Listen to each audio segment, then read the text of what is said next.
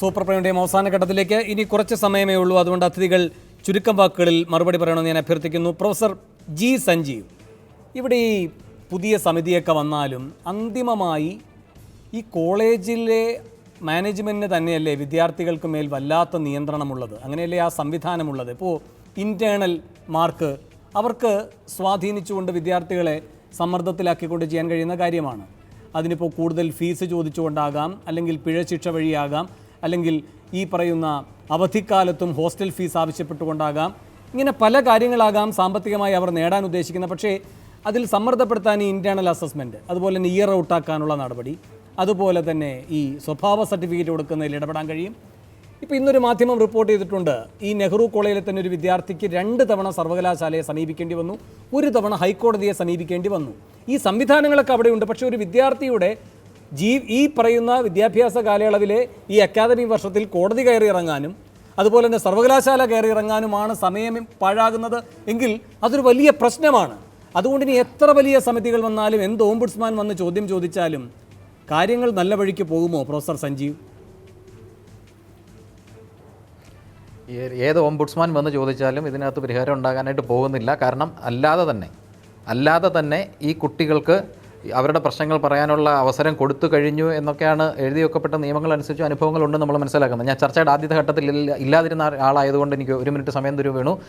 വേണു ഈ ജോയിയോടായാലും ജയിക്കിനോടായാലും ഒക്കെ ചോദിക്കുന്ന ചോദ്യവും അവർ പറയുന്നതൊക്കെ കേട്ടപ്പോൾ ദയവ് ചെയ്ത് ഒരു കോളേജിലെ അല്ലെങ്കിൽ വേറൊരു കോളേജിലെ പ്രശ്നമായിട്ട് ഇതിനെ കാണണ്ട.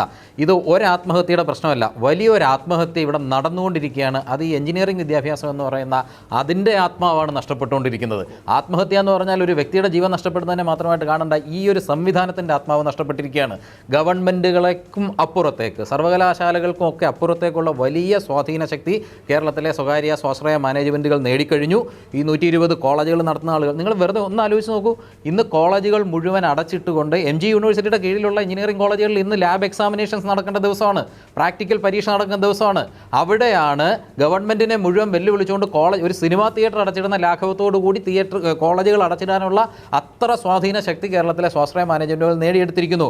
ഈ കഴിഞ്ഞ വർഷം ഈ ഒരു ഇതുപോലെ സാങ്കേതിക സർവകലാശാലയുടെ പരീക്ഷ നടത്തിയപ്പോൾ അങ്ങനെയുള്ള വിഷയങ്ങളുമായി ബന്ധപ്പെട്ട് വന്നപ്പോൾ ഇപ്പോൾ ഇരിക്കുന്ന ജോയിയും അന്ന് ജയിക്കിൻ്റെ സ്ഥാനത്തുണ്ടായിരുന്ന ബിജിനും അന്നത്തെ ABVPയുടെയും AISFൻ്റെ ഒക്കെ സംസ്ഥാന സെക്രട്ടറിമാർ ഇവരൊക്കെ ഒന്നിച്ച് വന്ന് നിന്ന് ആ വിഷയങ്ങളെ കൈകാര്യം ചെയ്യുന്നത് ഞാൻ കണ്ടിട്ടുള്ളതാണ്. അതുകൊണ്ട് അവരെ വെറുതെ നമ്മൾ കുറച്ച് കാണേണ്ട കാര്യമില്ല.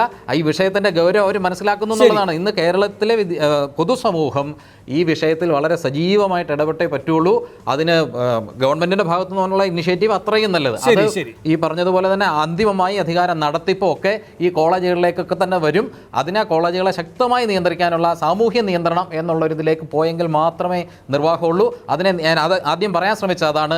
ഈ കോളേജുകളെ ആകെ നിയന്ത്രിക്കാൻ കഴിയുന്ന വിധത്തിൽ നമ്മുടെ സാങ്കേതിക സർവകലാശാലയെ ശക്തിപ്പെടുത്തുക എന്നുള്ളത് മാത്രമാണ്. ഒരു ഓംബുഡ്സ്മാനെ കൊണ്ട് വന്ന് പരാതി പറഞ്ഞെങ്കിൽ മാത്രമല്ലേ ഓംബുഡ്സ്മാൻ പരിഹാരം കാണുന്നത്. അത് 1-2 ഇഷ്യൂ മാത്രമല്ലേ കുട്ടികൾ കൊണ്ടുവരുന്നത്. 4 വർഷം നീണ്ടു നിൽക്കുന്ന ഒരു പ്രോസസ്സല്ലേ. കോളേജിൽ ഈ പറയുന്ന ഈ സെൽഫ് ഫിനാൻസിങ് കോളേജുകളിൽ കുട്ടികൾ അകപ്പെട്ടു പോയതല്ലേ. 2ാമത്തെയും 3ാമത്തെയും അലോട്ട്മെൻറ്റിന് അവർക്ക് വലിയ കോളേജുകളിലേക്ക് അഡ്മിഷൻ കിട്ടിയതല്ലേ. അവർക്ക് പോകാൻ കഴിയാതിരുന്നതല്ലേ.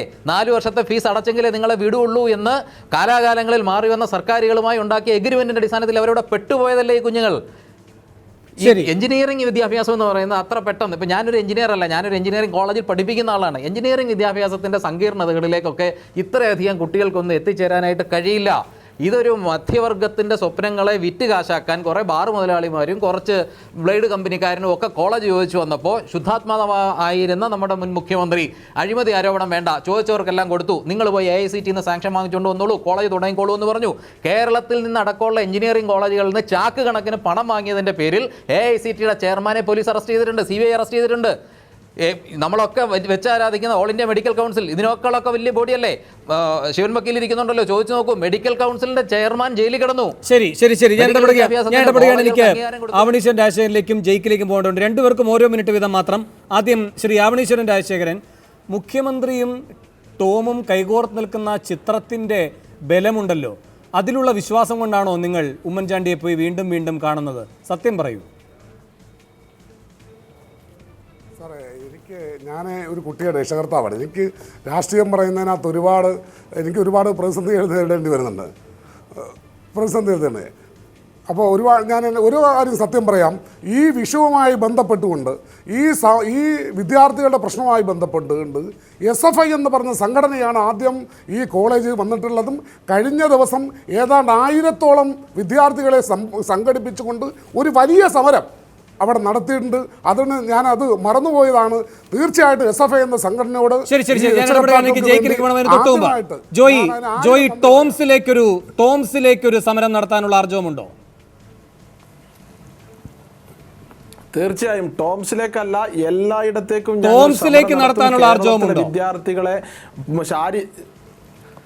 ടോംസിലേക്കും ഏത് സ്വാശ്രയ മാനേജ്മെന്റിലും ടോംസിലേക്ക് നടത്താനുള്ള ആർജവമുണ്ടോ? ഏത് കോളേജിലേക്ക് ഞങ്ങൾ മാർച്ച് നടത്തും. ഇവിടെ ടോംസിലേക്ക് നടത്താൻ ആർജവമുണ്ടോ? അടിസ്ഥാനരഹിതമായ ആരോപണങ്ങൾ മാതൃഭൂമി ഏറ്റെടുക്കരുത്. ടോംസിലേക്ക് നയിക്കാൻ ആർജവമുണ്ടോ? അടിസ്ഥാനരഹിതമായ ആരോപണങ്ങൾ മാതൃഭൂമി പോലെ ഒരു തീർച്ചയായും അവിടെ ഉമ്മൻചാണ്ടിക്ക് ഒരു പങ്കാളിത്തമില്ല. അല്ല, ഉമ്മൻചാണ്ടിയുടെ പങ്കാളിത്തം ഉണ്ടോ ഇല്ലയോ എന്ന് സ്ഥാപിക്കാനല്ല, ടോംസിലേക്കൊരു പ്രക്ഷോഭം അതാണ് വേണ്ടത്. അവസാനമായി ജയ്ക്ക്, ഈ മന്ത്രിസഭാ തീരുമാനം എന്ന് പറയുന്ന മാന്ത്രിക വടിയൊന്നും കാട്ടി ആരെയും ചുഴറ്റി മയക്കാമെന്ന് കരുതേണ്ട, നാട്യം മാത്രമായിരുന്നു. നാളെ വല്ലതും നടക്കുമോ?